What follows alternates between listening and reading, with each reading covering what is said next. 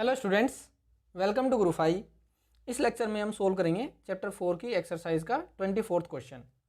A uniform magnetic field of 3000 gauss, 1 gauss is equal to 10⁻⁻4 tesla होता है ऐसा system में। Is established along the positive z direction, positive z direction के along है magnetic field सभी diagrams में। A rectangular loop of sides 10 centimeter and 5 centimeter carries a current of 12 ampere. What is the torque on the loop in different cases as shown in figure? What is the force on each case? Which case corresponds to stable equilibrium?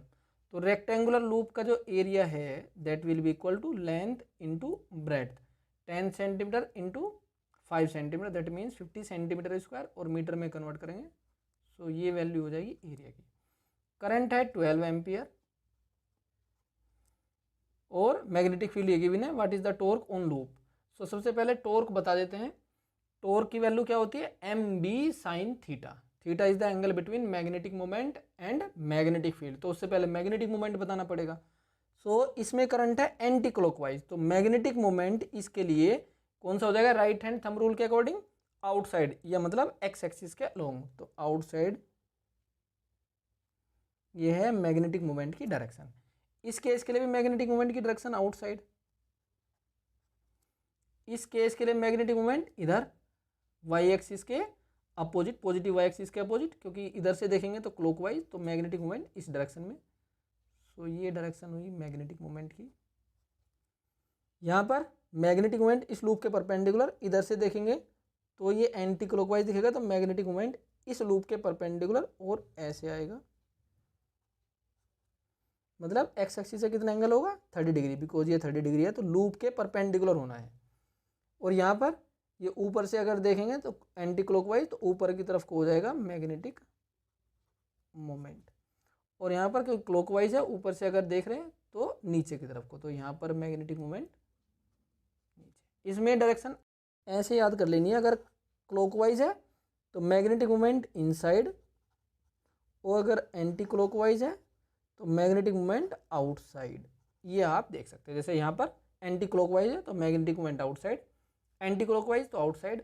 और अगर इधर से देख रहे हैं, इधर से इस साइड से, तो कैसे दिखाई देगा? क्लॉकवाइज। क्लॉकवाइज के लिए इनसाइड, मतलब इधर से देख रहे हैं तो इनसाइड ये वाली डायरेक्शन है। ऐसे ही हर एक में। सो यहाँ पर बी और एम में एंगल कितना? 90 डिग्री, 90 डिग्री। और यहाँ पर भी बी और एम में 90 डिग्री, यहाँ पर भी बी और एम में 90 डिग्री, यहाँ पर 0 और यहाँ पर 180 डिग्री। सो 90 डिग्री।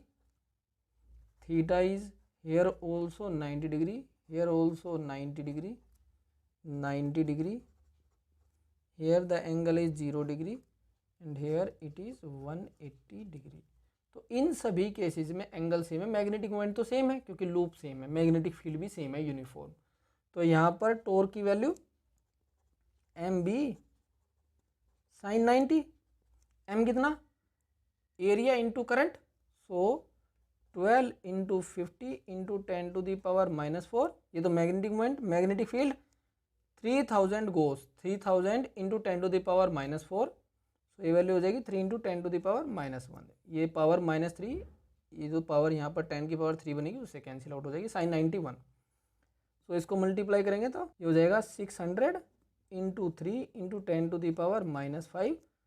सो 1800 इंटू 10⁻⁻5, यह लिख सकते हैं 1.8 इंटू 10⁻⁻2, और इसकी यूनिट होती है न्यूटन मीटर हर एक में, क्योंकि मैग्नेटिक मोमेंट सेम है, मैग्नेटिक फील्ड सेम है और एंगल भी सेम है, इसमें भी, इसमें भी और इसमें भी। ए बी सी डी सबका आंसर क्या है? 1.8 इंटू 10⁻⁻2 न्यूटन मीटर। इसमें भी तो is equal to 1.8 into 10⁻⁻2 newton metre, 1.8 into 10⁻⁻2 newton metre. लेकिन इस केस में sine 0 0, so tau is equal to M B sine 0 is equal to 0, sine 180 0, तो यहाँ पर भी टॉर्क 0। अब इसमें क्या कहा इसने? What is the force on each case?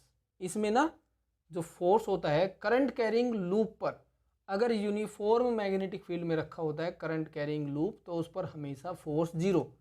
Magnetic field uniform, current carrying loop है तो किसी भी एंगल पर रखा हो फोर्स हमेशा 0।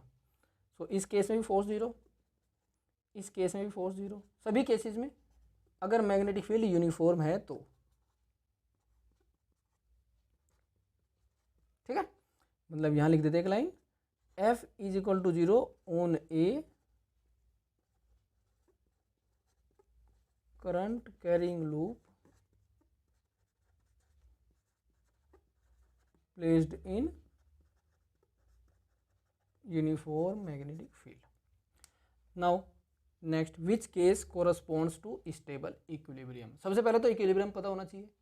इक्विलिब्रियम का मतलब है net torque zero, net force zero. तो इसमें टॉर्क तो जीरो है नहीं, ना इसमें टॉर्क जीरो, ना इसमें ना इसमें, तो ये चारों केस तो इक्विलिब्रियम के ही नहीं है। स्टेबल अनस्टेबल की बात तो बाद की है। ना तो इसमें टॉर्क जीरो है, ना इसमें ना इसमें ना इसमें। सो टॉर्क इसमें और इसमें जीरो है, इसमें भी नेट टॉर्क जीरो है, इसमें भी टॉर्क जीरो। फोर्स तो सभी में जीरो है, बट इक्विलिब्रियम कब होगा, जब फोर्स भी जीरो हो, टॉर्क भी जीरो।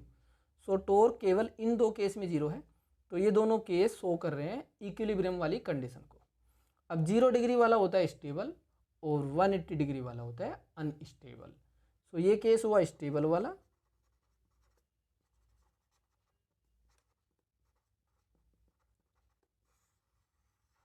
और ये केस कौन सा हुआ, अनस्टेबल इक्विलिब्रियम।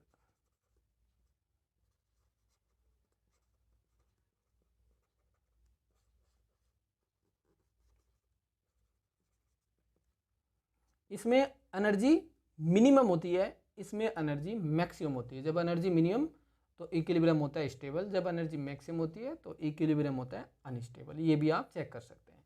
यहाँ पर एनर्जी क्या होती है, मिनिमम। आप इससे भी याद रख सकते हैं, एनर्जी आप चेक करोगे U इक्वल टू क्या होती है, minus MB cos theta. Energy minimum आ जाएगी। और यहाँ पर एनर्जी क्या होती है, मैक्सिमम। इन दोनों से भी आप याद कर सकते हो इक्विलिब्रियम स्टेबल है कि अनस्टेबल, या फिर एंगल से याद कर लो। 0 डिग्री के लिए स्टेबल और 180 डिग्री के लिए अनस्टेबल। लेकिन ये तभी है जब फोर्स भी जीरो और टॉर्क भी जीरो।